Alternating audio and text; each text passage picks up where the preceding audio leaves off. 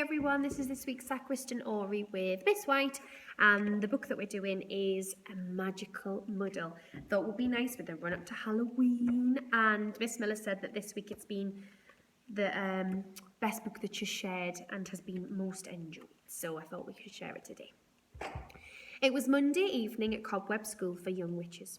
Tabitha and her friends took their seats as their teacher, Miss Brewer, walked into the classroom.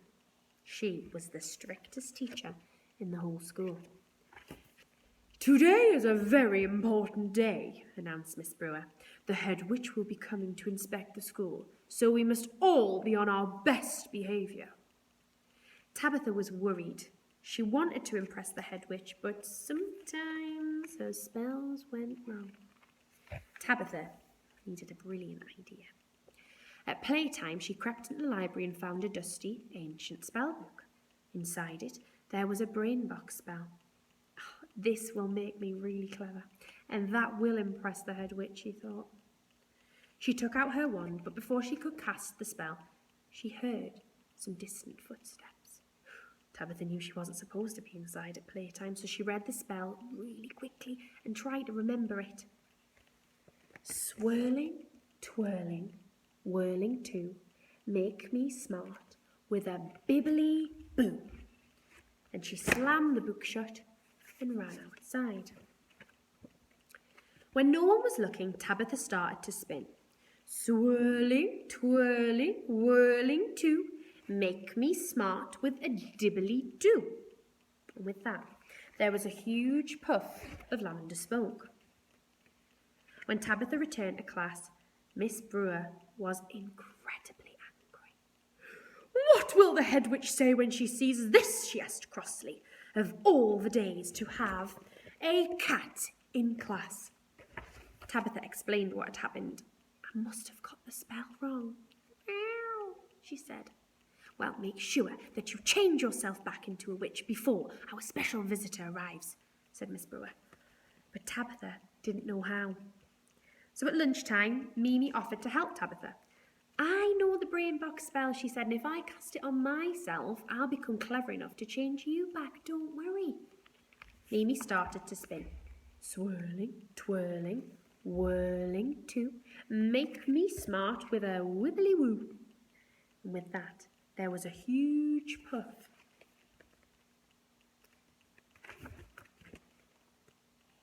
Miss Brewer looked angrier than ever as the two young witches explained what had happened. "I must have got the spell wrong too," said Mimi. "Oh, of all the days to have a cat and a zebra in class," said Miss Brewer. "Just make sure you change yourselves back into witches before our special visitor arrives." But Tabitha and Mimi didn't know how. When Miss Brewer left the room, Agnes offered to help them. "I know the brain box spell," she said. "Don't worry, if I cast it on myself, I'll become clever enough to change you back and to change you back too." Agnes started to spin. "Swirling, twirling, whirling too, make me smart with a hibbly-hoo." And with that, there was another huge puff of smoke. Miss Brewer's head looked like it was about to explode as the three young witches explained what had happened. "I must have got the spell wrong," said Agnes.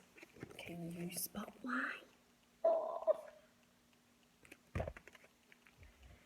"It's all right, I'll help," said Freya from the back of the room. "Swirling, twirling, whirling too, make me smart with a ribbly-roo." "No, that's not it. Watch me," shouted Beatrix, coughing away in the smoke that had come from Freya's spell. "Swirling, twirling, whirling too, make me smart with a gibbly-goo." One by one, each young witch tried to cast the brain box spell on themselves, and one by one, they got it wrong. Soon, the room was full of animals. "That's enough," shouted Miss Brewer sternly. "Do I have to do everything myself around here?" She took out her own wand and started to cast the spell. "Nimble, bimble, mend the glitches, turn these creatures back to achoo." Miss Brewer sneezed, and with a puff of smoke, turned herself into a giraffe. "Oh no," she cried, "of all the days to be a giraffe!" Just at that moment, the door opened and in walked, who do you think's come in? The head witch, who looked very shocked indeed. She turned to Miss Brewer, who was trying to explain herself, and began to laugh.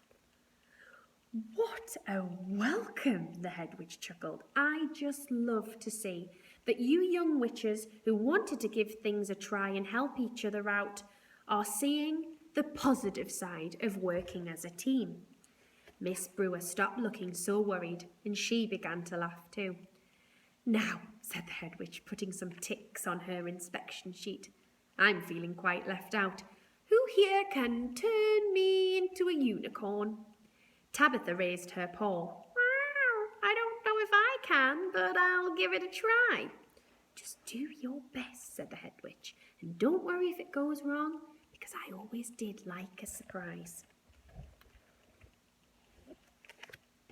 And as you can see at the back of the book, the girls must have preferred their animal forms.